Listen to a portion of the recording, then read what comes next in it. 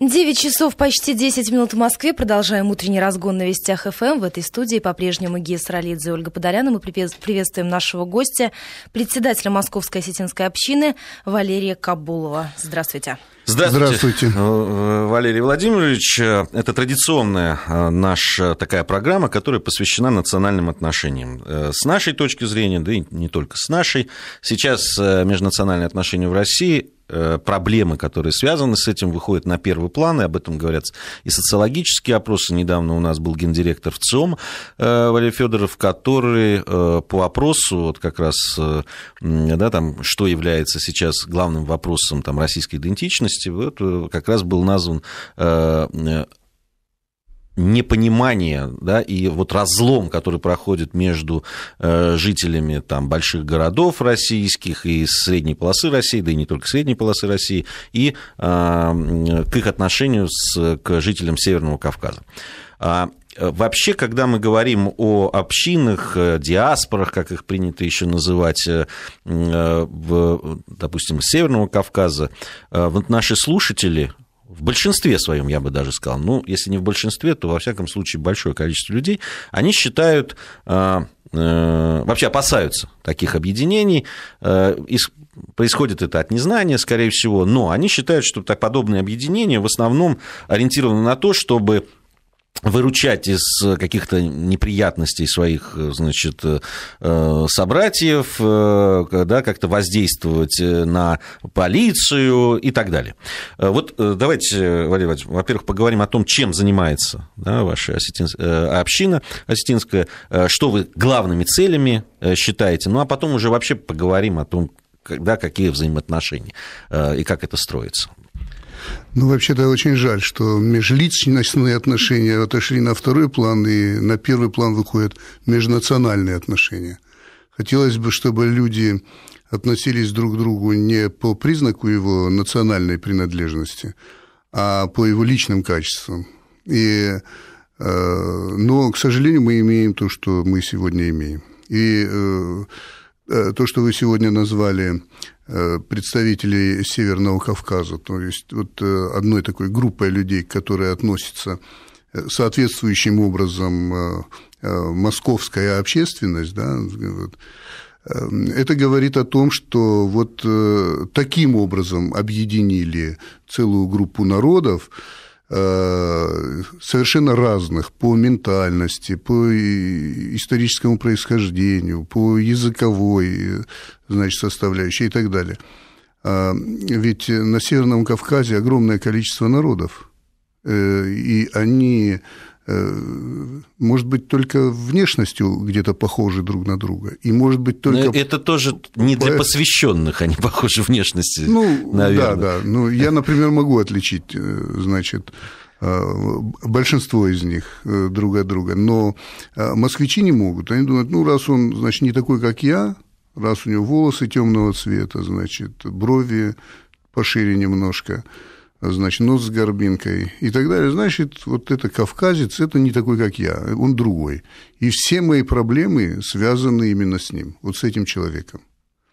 И вот такой вот прицел. Они не знают, что все они разные. И по вере, и по истории, и по менталитету, и по культуре. Разные не значит, какие-то лучше, какие-то хуже. Просто разные. Но они все граждане Российской Федерации. Вы председатель самой многочисленной осетинской общины, и с какими вопросами чаще всего обращаются в общину? Ну, я разочарую, когда скажу, что не с вопросами милиции, вот как вы сказали, не с вопросами проблем и так далее. Люди хотят, чтобы их дети знали осетинский язык. Люди хотят, чтобы их дети приобщались к осетинской культуре, чтобы они изучали танцы народные, свои обычаи, традиции и так далее. Большинство обращений именно с этими вопросами, и большая часть нашей работы связана именно с этим.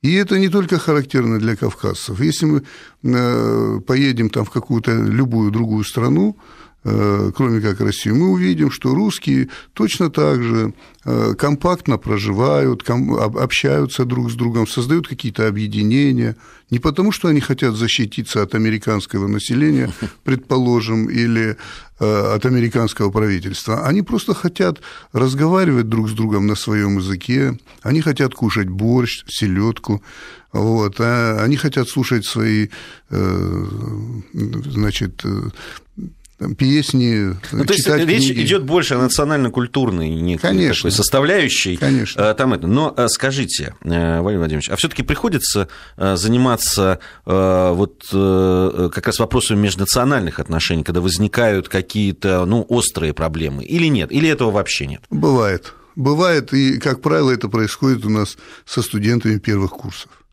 Вот приезжает студент первого курса, значит, он еще не знает, что здесь в Москве происходит. Он наслушался вот такого рода передач о том, что в Москве все, значит, настроены против кавказцев.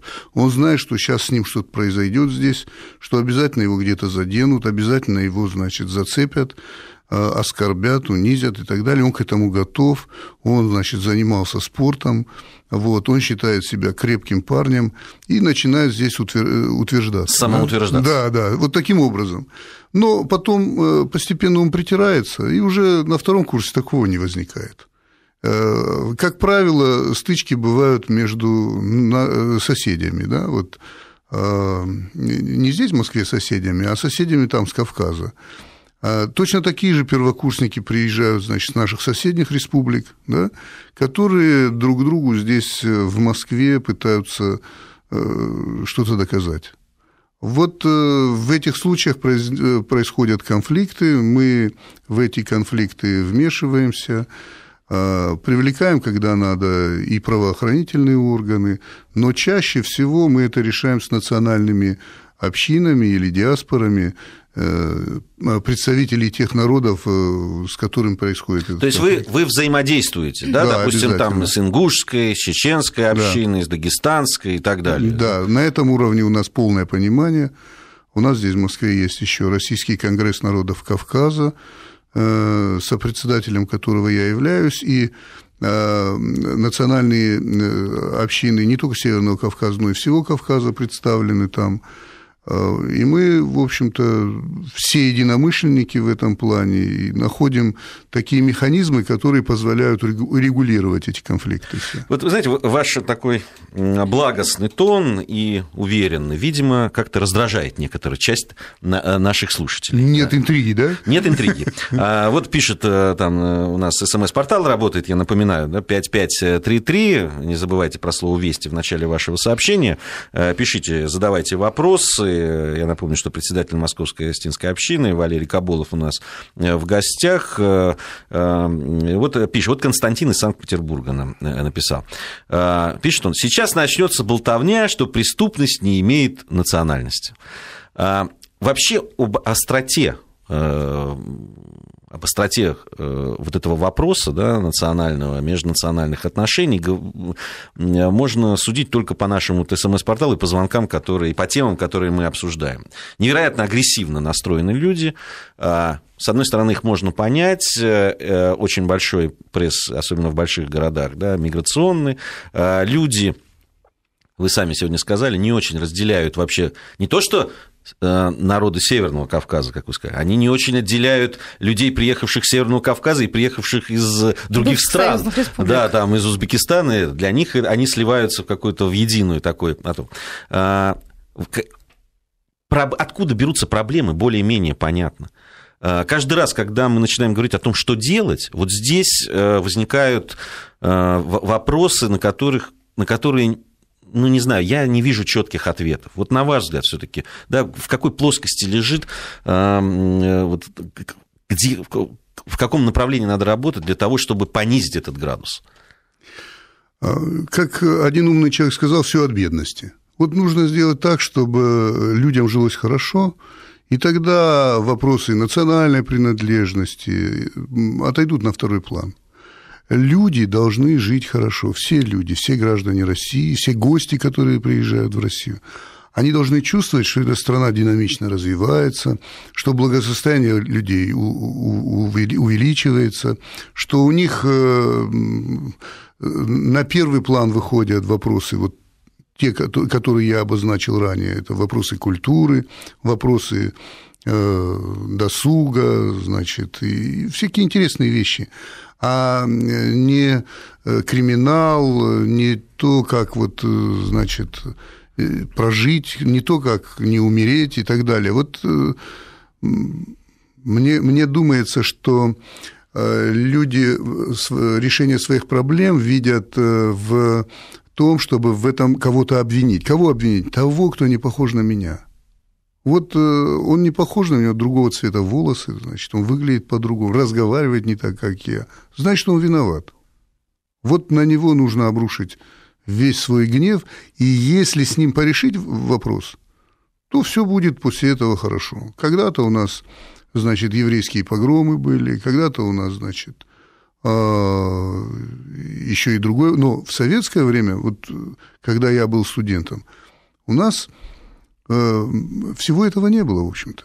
Мы учились здесь, в Москве, представители разных национальностей, и из Азии, и из Кавказа, и из Украины, из Прибалтики и так далее. Мы все дружили. Если национальный вопрос каким-то образом поднимался, то это была только добрая шутка, ни в коем случае не злая. Да? И до сих пор все общаемся, до сих пор встречаемся, приезжаем там из разных стран друг к другу. Никакую национальность я бы не выделил таким образом, что она более агрессивна, чем другая. Ни одну национальность. Никакую национальность я бы не выделил, что вот эти больше способны к учебе, а эти меньше способны к учебе. Кто учился, тот добивался успеха, тот учился. Кто не учился, тот и был бездельником и двоечником, какой бы он национальности ни был. Те же самые москвичи, они же были совершенно разные. Хоть у них был больший доступ и возможность учиться, чем у тех ребят, которые приехали с периферии, но учился из них только хорошо только тот, кто хотел этого. Кто не хотел, они были такими же двоечниками, как любой другой. Поэтому национальная идентичность – это важно, это необходимо, но только с точки зрения культуры, традиций, языка и так далее, с точки зрения их сохранения. Вот и все. То есть вы все сводите все к экономической составляющей. То есть не будет экономических проблем, не будет вот этих острых вопросов в межнациональных отношениях, вы считаете? Я абсолютно в этом уверен.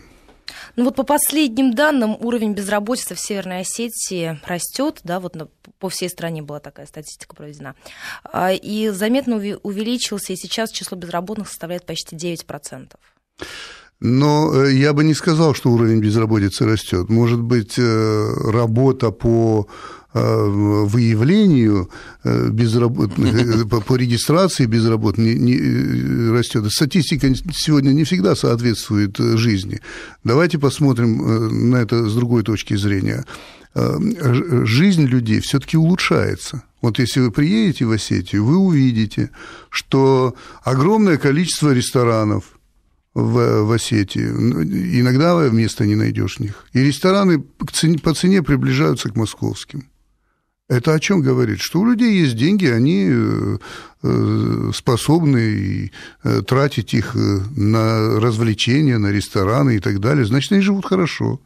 Да, есть, конечно, проблемы, немалые проблемы и с безработицей, и с низким уровнем заработной платы, и жизни и так далее, но все-таки динамика здесь прослеживается.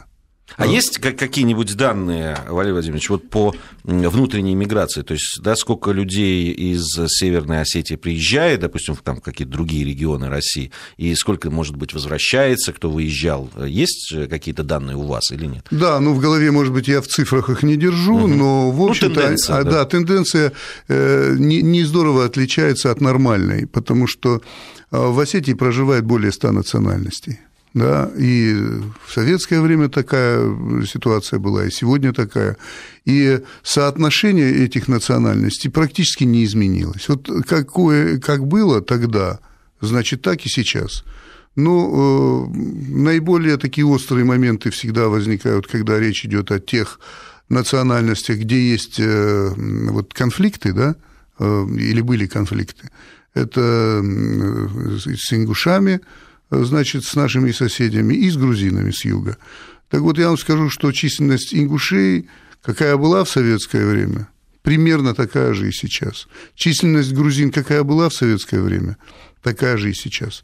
Никто не уезжает. Это нормальная миграция. Уезжают и осетины, и неосетины, и приезжают обратно, возвращаются и так далее. Вот у нас как была во Владикавказе грузинская школа, так и есть сегодня, значит, на одной улице с моей, в которой я учился. Вот. Как учились там ребята на грузинском языке, так и учатся. Как ходили в церковь грузинскую, так и ходят в церковь. Примерно 11 тысяч человек живет. Для Владикавказа это не так мало. Скажите, надо немножко просветительством сейчас заниматься. Андрей из Санкт-Петербурга задал вопрос: осетины христиане или мусульмане? Вот Андрей не знает. Да.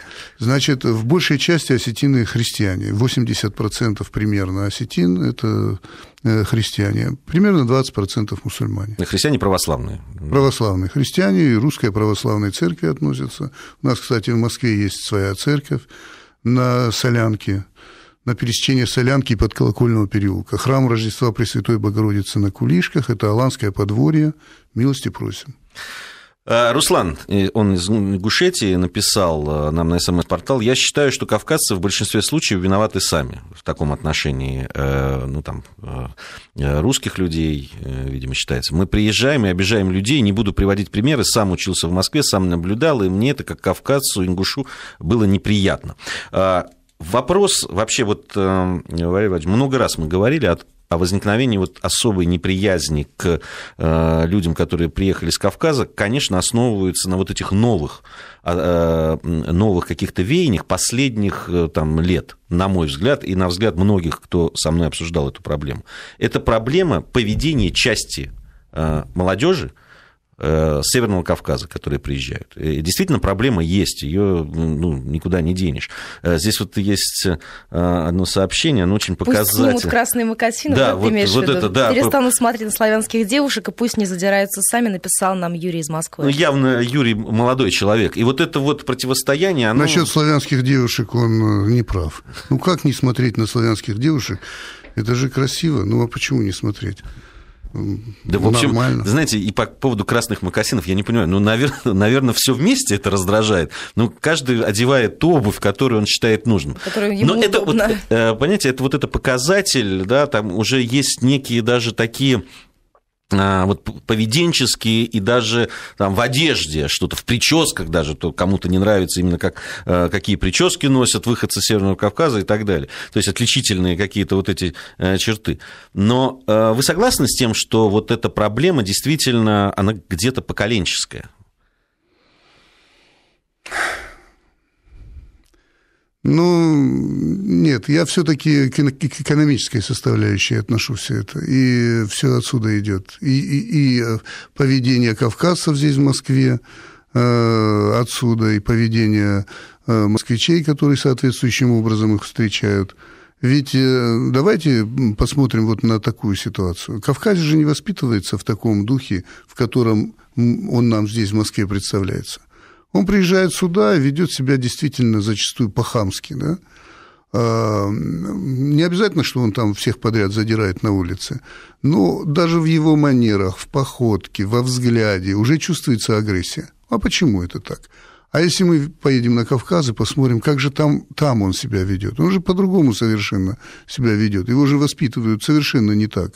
Он не должен прямо смотреть в глаза, там, допустим, значит, или своим поведением вызывать, значит, какое-то неудовольствие окружающих, он должен быть незаметен там, и так далее. То есть есть много таких вещей, которым его воспитывают. Приезжая в Москву, он вдруг преображается. А почему так? Ну, почему никто не задумался? Я тоже приехал в Москву, это было давно, в 1976 году, вот. И, конечно, я, приезжая сюда, не думал, что здесь все по-другому, не так, как у меня на родине.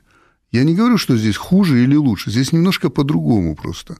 И я столкнулся с рядом проблем, которых до этого у меня не было. Ну, я вот такой вот пример характерный, очень люблю приводить, да, в таких случаях. Я 17-летний парень, захожу в автобус, сажусь, еду. Вдруг, когда я смотрю, что вот количество мест уже, значит, все меньше и меньше, я жду, когда их просто не будет, да, потому что я сразу должен уступить место кому-то, кто войдет постарше. Вдруг входит женщина, значит, примерно там 50 лет. Вот. И я тут же встаю и уступаю ей место. Она сначала садится, потом поворачивается и свысока глядя на меня говорит: вы, наверное, подумали, что я старуха? Я говорю: да нет, я подумал, вы женщина. Вот. Для меня вот такое поведение людей было шоком. Как это так? Женщина возмущается, что я ей уступил место. Это же нормально, да? Я не хочу приводить сейчас более такие яркие примеры, да, поведенческие. Но для кавказца, который приезжает в Москву, такие мелочи, которые здесь кажутся мелочами, да, это шок. И он на этот шок соответствующим образом реагирует. Он реагирует это, зачастую неправильно. Я напоминаю, что сегодня у нас в гостях председатель Московской осетинской общины Валерий Каболов. Мы продолжим наш разговор сразу после новостей. 9:35 в Москве. Гия Саралидзе, Ольга Подолян в студии Вести ФМ. Мы продолжаем беседовать с председателем Московской осетинской общины Валерием Каболовым. Вот мы остановились на том, что меняется модель поведения, да, у молодых людей, которые сюда приезжают. Но ведь меняется она не всегда, скажем так, в ту сторону, в которой хотелось бы, чтобы она менялась. Вот у нас есть на СМС-портале вопрос. Из-за экономических проблем кавказцы ездят на дорогих машинах и стреляют в центре Москвы. Ну вот я скажу, что недавно была в одном популярном ночном заведении, и там действительно очень нагло себя ведут, нагло, по-хамски, развязно и неприятно. То есть даже очень многие девушки уходили после того, как там с ними пытались навязчиво познакомиться. И с такой моделью поведения мы встречаемся достаточно часто.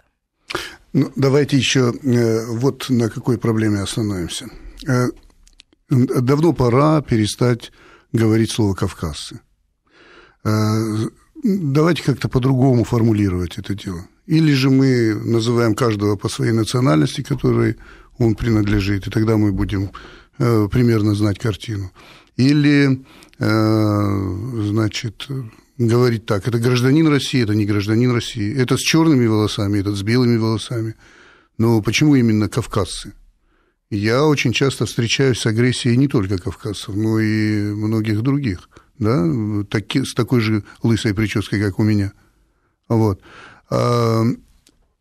Нельзя подметать под одну метелку всех. В одном Дагестане там больше 30 национальностей, и каждая из этих национальностей, значит, имеет право на то, чтобы ее определять не общим словом каким-то там дагестанец, да, а он лакец, аварец, кумык, даргинец и так далее. Вот. И они совершенно разные, поверьте, совершенно разные. Я не могу отвечать за весь Кавказ. Значит, я осетин по национальности, я возглавляю осетинскую общину, и если кто-то из осетин ведет себя недостойным образом, я имею возможности и беседовать, и, значит, поправлять, и, может быть, даже воспитывать где-то, да. Вот здесь я готов за них отвечать, за всех, за осетин. За других я не готов отвечать. То есть вы все-таки еще выступаете за то, чтобы, ну, как минимум, средства массовой информации делили тогда, да, и убрали этот обобщающий термин, да, лица кавказской национальности, как он прижился в начале 90-х, так он даже в конце 80-х, так он и остался. И действительно, я думаю, может быть, все и рады были бы, Валерий Владимирович, выделять. Принцип, да, я думаю, что принцип надо найти, да? Ну, давайте... Даже не принцип. Мне кажется, что просто тех людей, которые готовы были бы отличить кабардинца, там, от балкарца или от черкеса, там, да, или от осетина, их не так много в Москве. Либо действительно нужно, ну вот я не знаю, ну вот Оля была в ночном клубе, она смогла бы определить это вот, но то, что кавказцы, ты определила, я правильно понимаю? Ну, конечно. Да, а какой конкретной национальности нет? Ну, когда людей задерживают, да, там, если уже они там, да, правоохранительные органы, я еще понимаю, как можно выяснить, кто они по национальности. Если нет, я думаю, здесь это, мы никак это не решим, эту проблему. Все равно будут к кавказцам относиться как к некой группе. Вот такую вещь скажу. На Кавказе, на Северном Кавказе живут, значит, если сгруппировать вот так народы, тюркоязычные народы, вайнахи, значит, там адыги, вот. И осетины – это индоевропейский народ, такой же, как и русские. Вот почему нас берут и причисляют территориально, что ли, я не понимаю. Ну, у нас живут еще казаки, предположим, да? Ну, к кому ближе казаки? К русским, к грузинам, к армянам, к осетинам? Кому? Разговаривают они на русском языке, но происходят они, это сборная солянка, и из осетин, и из армян, и из грузин, и из чеченцев, и так далее. Вот, значит, русский у нас индоевропейский народ, да, осетины тоже индоевропейский народ. Языки наши, в общем, имеют какие-то общие корни, да. Мы находимся в одном государстве. Но мы территориально, значит, ближе находимся, значит, к тюркоязычным и там, к вайнахам и так далее. Часть менталитета мы переняли от них. Что-то они переняли от нас. Нужно просто знать свою историю, свою страну, и любить надо ее, наверное, такой, как она есть. А не говорить так, что вот те с Кавказа это не наши, они там плохо себя ведут. Может, они поэтому и плохо себя ведут, что их считают не нашими. А, кстати, вот я хотел, это вопрос, который я хотел как раз задать. А как реагируют, Валерий Владимирович, как реагируют, да, люди в Осетии, может быть, осетины, которые здесь живут, в Москве, вам это... Вот к тому, что их вот так относят, да, к кавказцам, и они должны отвечать за поведение, в том числе и других народов. Мы, в общем-то, и есть кавказцы, да, мы себя не отделяем от кавказцев, мы кавказцы, вот, но мы осетины. Вот в чем дело. Вот мы, например, каждый год проводим мероприятия со студентами. И иногда это мероприятие проходит в таком формате. Мы берем такой какой-то клуб, в том числе и ночной, да, и туда собираем всех наших студентов. Но там же в этом клубе есть охрана, есть, значит, персонал и так далее. И после проведения этого мероприятия они к нам подходят и благодарят нас. Говорят, вы знаете, так достойно ваши ребята себя вели, никто не напился, никто там не дебоширил и так далее. Спасибо вам большое. Но это же тоже есть. Вот. Или мы проводим массовые мероприятия, например, в каком-то парке. Да? Вот. В этом парке собираются там 1000 человек. Ведь никому не секрет, что если 1000 человек, молодежи в основном, соберутся в одном месте, да если они еще там застольные мероприятия какие-то будут проводить, и еще горячительно выпьют, обязательно что-то произойдет, какой бы национальности они ни были. Да? Но у нас это все проходит нормально, никогда никаких конфликтов не возникает. То есть, когда мы там все вместе, и когда это национальное мероприятие, когда эти ребята чувствуют какую-то ответственность, они ведут себя по-другому. А куда же девается тогда эта ответственность? Тогда вот и вопрос. Можно ее привить, когда... Может быть, они попадают в какую-то соответствующую обстановку в этом ночном клубе. Я не знаю, что это за ночной клуб, что там происходит и почему там кто-то себя ведет вызывающе. Но это же происходит не только в клубе. Иногда же и машина там останавливается, когда ты идешь по улице, и тебе тоже какие-то делают непристойные предложения или какие-то там... Ну да, вот если эти предложения в непристойном виде делают мои земляки, я готов за них отвечать. Я готов за каждого из них отвечать. Но ведь вот что нам пишут на СМС-портале. Что меняет название? Название, так определил этот человек, из Москвы он написал. Кавказец, осетин-аварец. Поведение ужасное, вызывает нарекания основного населения городов России. Вот, пожалуйста, это очень распространенное мнение. Не хотят люди разбираться, кто, да, там по национальности, кто перед ним. Всех все равно, все мы будем кавказцы. Валерий, надо к этому готовиться. Вот, значит, на пути к тому, чтобы изменить эту ситуацию, я бы хотел предложить вот такую схему, да. Я же уже говорил о том, что люди чувствуют себя здесь не своими, поэтому и ведут себя как не свои. Мы говорим, государство, образующий народ, это кто у нас в России? Это русские. А почему русские? Потому что русские, в общем-то, собрали народы под свою защиту, под свое крыло. Какие-то народы присоединились к России добровольно, какие-то Россия завоевала, и она создала вот это вот государство. Но сегодня у нас государство создано субъектами, да, которые и создают это государство, и, может быть, образуют, да, будем говорить, это государство. Это Татарстан, это Чечня, это Дагестан, Осетия и так далее. А почему бы не назвать государства образующими те народы, которые образуют в своей территории это государство? В своей части. Да, там 90% этого государства образовывает русский народ, да? Но 10%, там 0,3% или 0,01% образуется там каким-то соответствующим народом. Он тоже в своей части государствообразующий народ. Нет, мы берем так, вот это Россия, здесь вот, значит, есть государствообразующий народ, и все остальные народы, которые к нему примкнули. Вот. И эти народы, может быть, им не нравится, что именно таким образом его позиционируют, как чужого. Мы продолжим говорить. Есть что мне по этому поводу еще спросить у вас, Валерий Владимирович. Валерий Каболов, председатель Московской осетинской общины, у нас сегодня в гостях. Продолжаем нашу программу. Я напоминаю, что у нас в гостях председатель Московской осетинской общины Валерий Каболов. У микрофонов по-прежнему Ольга Подолян и Гия Саралидзе. Говорим мы о межнациональных отношениях. Как всегда, непростой разговор не в студии, а вот с теми людьми, которые пишут СМС-сообщения. И общее настроение, конечно, очень негативное. Что там говорить, более там, 80%, наверное, это людей, которые возмущаются, которые говорят, пишут нам о недостойном поведении представителей Кавказа и так далее.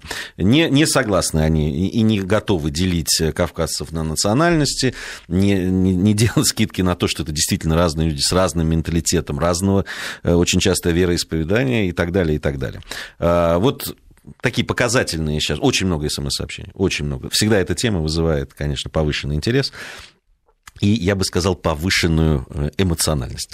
Из Санкт-Петербурга вот написали, если кавказцы граждане России, почему они не соблюдают ее законы? Проблема несоблюдения законов в России, она, вот, на мой взгляд, не очень связана с кавказцами. Я не говорю с национальностью, да. Я не говорю, что... никто, по-моему, еще не посчитал, кто более законопослушный. Вообще в России, на мой взгляд, вообще есть проблема с этим.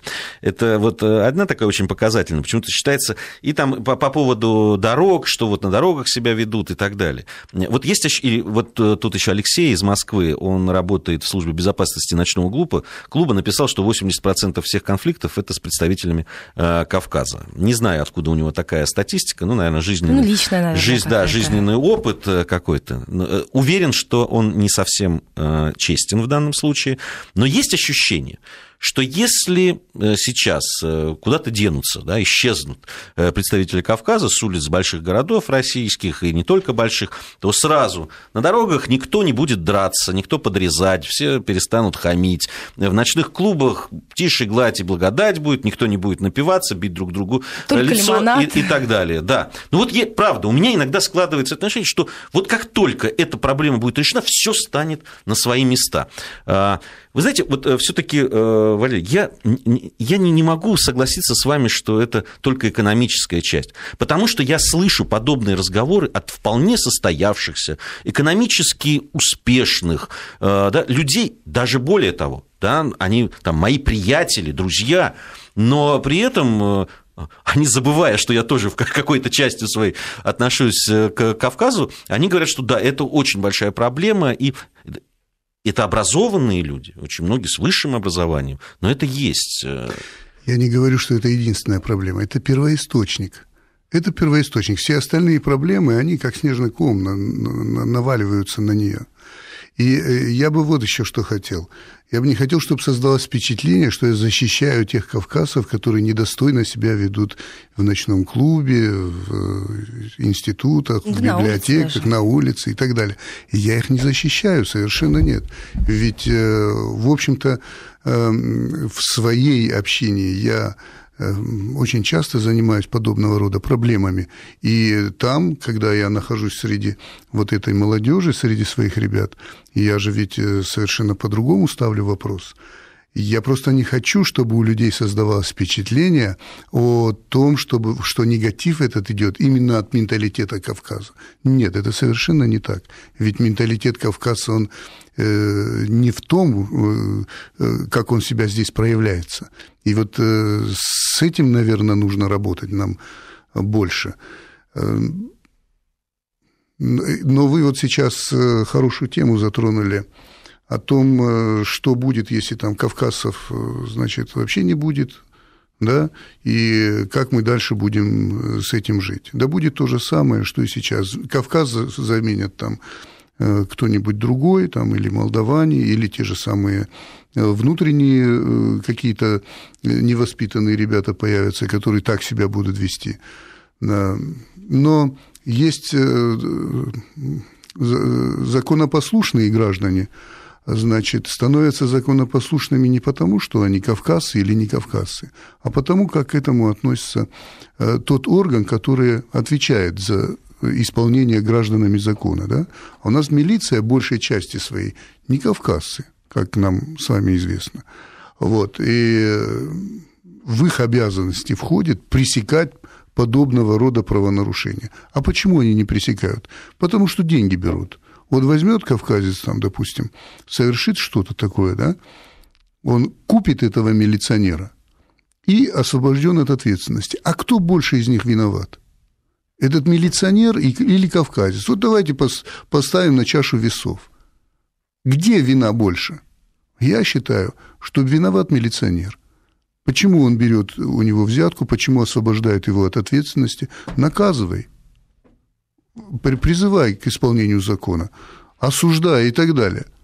Но вы обратите внимание, пойдите в наши, значит, там Главное следственное управление или в управление внутренних дел, значит, районов и так далее. Посмотрите, там кругом одни иномарки стоят. Это у нас такая большая зарплата в милиции сегодня, что они все на таких дорогих машинах ездят? Нет. А суды? А прокуратура, но видите, Валерий Владимирович, ведь в перечень тех требований, да, там, различных, не требований даже, а там, обвинений, которые выдвигают люди, которые к кавказцам относятся не очень хорошо, как раз входит и то, что они, мол, за взятки и за различные там, угрозы даже, может быть, какие-то, освобождают от ответственности тех людей, которые там, нарушают закон. Ведь говорят, что вот вы тут же объединяетесь и своих выкупаете. У кого выкупаем? У милиции. Давайте начнем с милиции. Вот если они будут неподкупны, то никто их и не купит. Ведь правда? Правда. Не могу спорить, тяжело. Пишут вот у нас на СМС-портале 5533, очень любопытное сообщение пришло из Санкт-Петербурга. В паспортах нет национальности. Если осетины хорошие, то как правильно называть тех, кто родился на Кавказе? В Сибири сибиряки. Я хочу задать вопрос нашему слушателю. А если в Сибири живет китаец, он сибиряк? Он ничем не отличается от других сибиряков. То есть вы готовы все. То есть будут жить китайцы, они будут для вас сибиряками. Ну, понимаете, если человек родился на Кавказе, то давайте решим, где он родился. Если в Осетии, то если он по национальности осетин, он осетин, соответственно. Если в Кабардино-Балкарии, там, если он кабардинец, то кабардинец. Ну, есть национальности со своим менталитетом. Я не понимаю, в чем вот вопрос, почему люди не могут этого понять, что разные люди живут на Кавказе. Нельзя их всех объединять. Вообще людей нельзя по национальности только судить по национальности. Ну уж так совсем всех одним скопом, неправильно. Из Северной Осетии сообщение. Я сам осетин и вижу, как себя ведет кавказская молодежь. Мне за них очень стыдно. Он неправильно, он должен сказать, за нас тогда стыдно. Не за них, а за нас. Он сначала говорит, что он осетин, а потом себя выделяет из осетин, говорит, за них стыдно. То есть они себя плохо ведут, ему за них стыдно. А за себя ему он же тоже осетин. Вот я вам зачитала то, что написал наш слушатель. Из Камчатского края, сосед из Дагестана, отличный человек. Да нет, вот это опять вопрос. Многие люди, которые говорят о засилии кавказцев, о том, что они боятся выходцев с Кавказа, говорят, нет, у меня есть знакомые из Кавказа, это вполне приличные люди, но вообще, конечно, в целом, в массе своей. Но все равно, Валерий Владимирович, проблема есть. Проблема есть, я не знаю, что нужно делать? Рассказывать людям, что все кавказцы разные, что там живет более 100 национальностей. Надо вести работу с теми молодыми людьми, которые сюда приезжают на учебу, просто приезжают и ведут себя, прямо скажем, неадекватно иногда. Что-то надо делать с этим. Если вы хотите один какой-то рецепт, я вам скажу так. Есть в обществе закон, этот закон должен работать для всех. Для кавказцев, для некавказцев. Значит, никто не должен брать взятки. Никто не должен, значит, уходить от ответственности за совершенные деяния. Вот тогда ничего этого не будет. Есть уголовный кодекс, есть административный кодекс. Значит, нужно его выполнять. Все, ничего не нужно. Никаких не нужно особых рецептов для этого. У нас был представитель Дагестана, на вашем месте сидел, и он сказал... Вот отвечая примерно на такой же вопрос, что я за нулевую толерантность к выходцам с Кавказа с точки зрения закона. Вот нулевая толерантность должны сажать по полной программе все и давать, и быть даже более строгими, чем к представителям там других национальностей. Вот да. Я, говорит, за это выступаю. Вот он более четко сформулировал то, что я сейчас хотел сказать, наверное. Большое спасибо. Валерий Каболов, председатель Московской осетинской общины. Мы будем продолжать говорить о межнациональных отношениях, как бы это, никакой бы не болезненный это был вопрос. Очень много приходит претензий к нам, как к ведущим, что мы на чьей-то стороне и так далее. Но если не говорить об этом, на мой взгляд, все будет только хуже. Поэтому если встречаться вот так вот в студии, говорить, отвечать на те наболевшие вопросы, которые есть у людей, наверное, мы можем что-то сдвинуть с мертвой точки и сделать как-то лучше нашу жизнь, хотя бы в этой части. Большое спасибо нашему гостю. И у меня анонс есть еще один. Любопытный, в октябре, уже совсем скоро, в нашем утреннем разгоне стартует совместный проект с компанией Siemens, в рамках которого мы будем говорить о том, как развитие технологий и их внедрение могут сказаться на повседневной жизни людей. Очень любопытные темы, на мой взгляд. Вот, в частности, речь пойдет о модернизации московского метрополитена. Очень любопытно о различных сценариях перехода на альтернативные источники энергии. Поговорим мы о том, подходит ли России опыт западных стран в этой области. Планируем одну из наших программ этого цикла посвятить взаимоотношениям бизнеса и образования, чем они могут помочь друг другу, помогают ли сейчас. В общем, факты, экспертные оценки будут в этих программах и, конечно же, мнение вас, наших слушателей. Уверены, что вам будет интересно. Сейчас у нас новости. Сейчас у нас новости. Сейчас у нас новости. Сейчас у нас новости. Сейчас у нас новости.